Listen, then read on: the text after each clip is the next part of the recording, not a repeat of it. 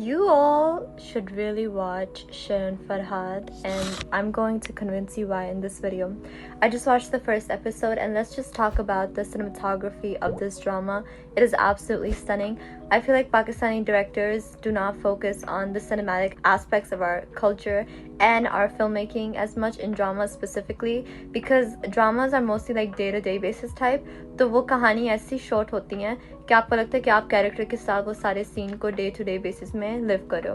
It's very rare that directors take the risk and the opportunity to try something new and have a cinematic lens to it. And you can see that in the drama, literally the 10 minutes into the drama, the adrenaline was running. You see the train tracks, you see two people coming out, ekdam se ladai hui hai, shor sharaba, and cut scene. Whoa. What a way to start a drama. I was intrigued, and I have not been intrigued like this in quite a while. Like, everything in the drama has a certain aesthetic. It's giving that old vintage vibe, old fashion.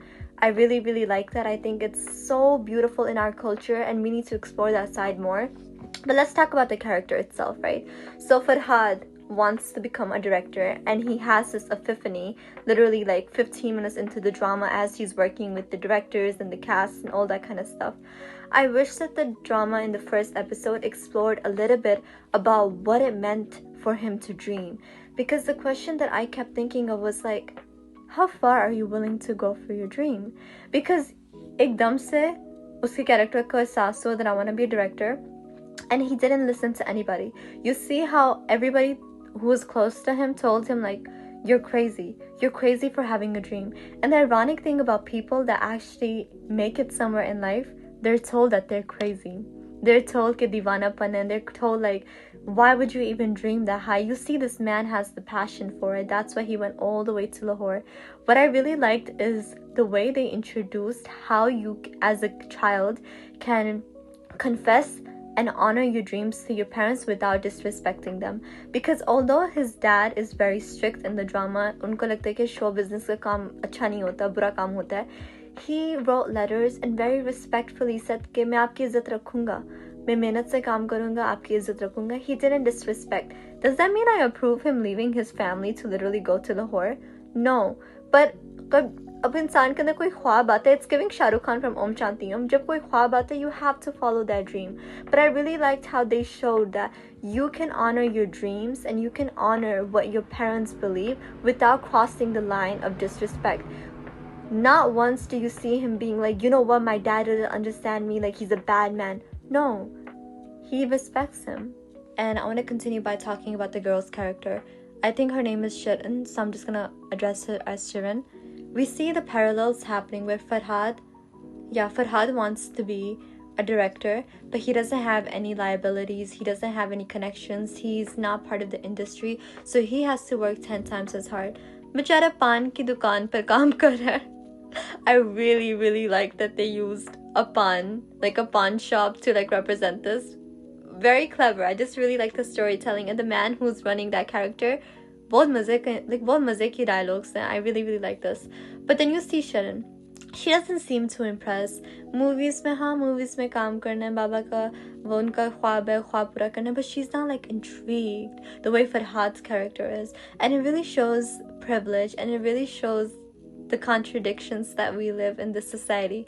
जिनको कोई चीज़ चाहिए होती है, उनको हासिल नहीं होती, और जिनको लिहाज नहीं होता, उनके लिए बस ये everyday की बात होती है.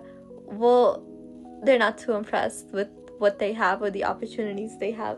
I'm excited to see how their connection builds, because so far the way that they met, I love a slow burn. I love a slow burn that's not too over the top, but it's so subtle. I love when directors and writers take their time introducing the characters' inner worlds. And even though they met by the second episode, the way we understood the differences and the way their world is and the way it intertwined was so perfectly done.